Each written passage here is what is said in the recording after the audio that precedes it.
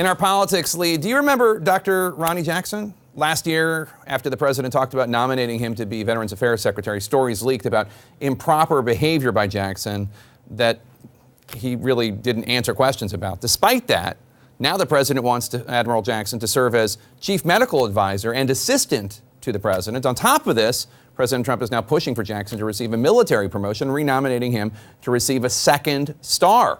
As CNN's Barbara Starr reports, the president wants this despite the fact that the Pentagon Inspector General has not yet concluded his investigation into Jackson and those allegations. President Trump has once again appointed Rear Admiral Ronnie Jackson to a role in his administration, this time as his chief medical advisor and personally nominating him for a second star, a high-level and controversial promotion. Jackson, as White House physician, gave the president glowing reviews after last year's physical. I told the president that if he had a healthier diet over the last 20 years, he might live to be 200 years old. He had great findings across the board, but the one that stands out more than anything to me is his cardiac health. His cardiac health is excellent. Jackson's medical findings, not unexpectedly, were warmly received by President Trump. Ronnie Jackson, Admiral Doctor, is one of the finest men that I've met over the last long period of time. But the praise came as Jackson was running into trouble last year, forced to withdraw his nomination for Veterans Affairs Secretary over allegations of misconduct, including he was abusive towards colleagues, he loosely handled prescription medications, and was periodically intoxicated. Jackson denied all of the allegations, calling them completely false and fabricated. These were false accusations about a great man. But a Defense Department Inspector General investigation remains open. The IG is still trying to interview key White House and military personnel. That means despite the president's nomination, Jackson is unlikely to get Senate approval for that second star while the investigation remains active, typical for all officers. They should not be promoted while an investigation is ongoing, and that's part of the process. Jackson first served as White House physician in 2006 during George W. Bush's presidency, continuing in his role under Barack Obama and then Trump until last year. He had returned to the White House medical unit, though the White House has not responded to inquiries on what his exact duties are. President Trump's next annual physical is scheduled for this week, but it is not yet clear if Admiral Jackson will conduct the exam. Jake? Barbara Starr at the Pentagon, thanks so much. There's a lot of speculation about why Trump likes Jackson so much despite these allegations. Well, here's one possible reason. One of the things, being with the president on a day-to-day basis, that has been impressive to me is he has a lot of energy and a lot of stamina. That really is something President Trump likes, people who praise him and people who are loyal to him. Yeah, I'm just laughing because I'm not really sure, like, a lot of energy is a clear medical diagnosis, but okay. How about him saying that President Trump would live to be 200? Well, you know, the president's not a big fan of facts, so I'm sure he loved that statement of the possibility of living to 200.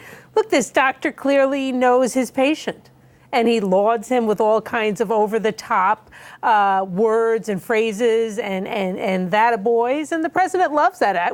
If you were President Trump, you would want 100 of guys like him hanging around all the time. And remember, the person who led the charge against Dr. Ronnie Jackson was Senator John Tester, Democrat of Montana. President Trump went to Montana a bunch of times to try to defeat him because of Ronnie Jackson. Tester was reelected. Yeah, I mean, that is a political calculus that the president doesn't seem to be making here. This seems to be someone he has a personal relationship with, and we know that the president kind of basically likes people who like him. And so it does not surprise me that he's putting his neck out there again for someone who is embattled, someone who's unlikely to get Senate confirmation, because those words, that he has good stamina, that he'll live to be 200, that he has great energy, that's all the president needed to hear. What's your take on this? I think all of the above. You know, he loved the briefing and the fulsome praise. There's obviously behind the scenes some sort of personal relationship, and personal relationships are very important to this president. Also, if he thinks someone's been unfairly accused, he bonds with that person instantly, and he thinks that Jackson has. Now, the Senate is ultimately a check here, as the piece mentioned. They have to they're the ones that have to give him a star, so he won't get it while he's still under investigation. I can't wait for this IG report. I want to know what the truth is. We never got to ask him questions, and a lot of these allegations were from anonymous sources. Yeah, it's hard to know why it's taken so long, too. I mean, one thing that Republican and Democratic administrations, specifically George W. Bush's administration and Obama's administration, have said is that Ronnie Jackson really is a beloved figure in both of those White Houses. In addition to Donald Trump, he is respected, and so it will be interesting. I'm personally quite glad that he was not put up for VA secretary and wasn't able to go through, because that requires an extraordinary amount of administrative capabilities. I mean, you're administering to 9 million veterans, and Ronnie Jackson clearly doesn't have the kind of experience that would qualify him to be an administrator of that degree of organization at the federal level. But the report should come out quickly, because this he's been tied up for a year, and this is a promotion that is not on the order of running the VA. You talked about how President Trump is loyal to people that he thinks have been falsely accused.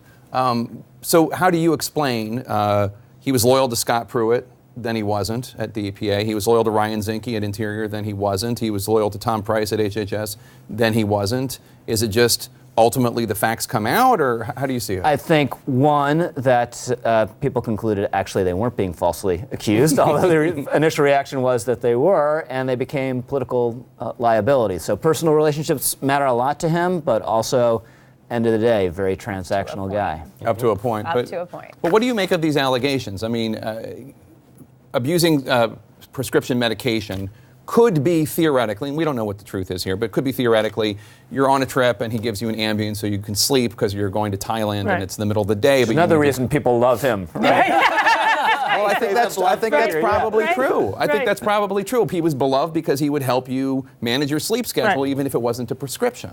Look, the truth is we don't know. You know, and although to all of us as lay people, just giving somebody an Ambien seems like that's perfectly fine. In medical view, that might be a real dereliction of duty and an abuse of the prescription pad. But the truth is we don't know, and we need to know. And I think probably if you're in the medical profession, doing it once even to help someone manage their sleep is seen as a slippery slope.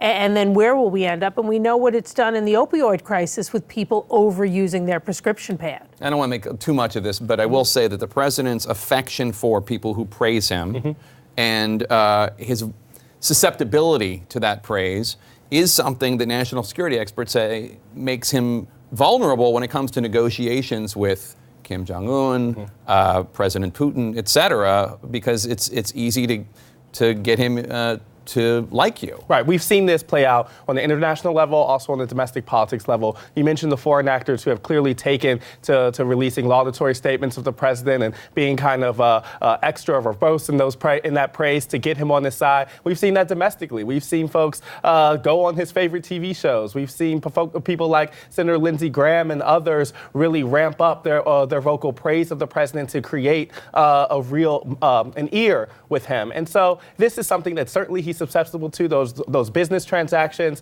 open them up to that, but also just personally, he hears that praise and he latches on, especially with men.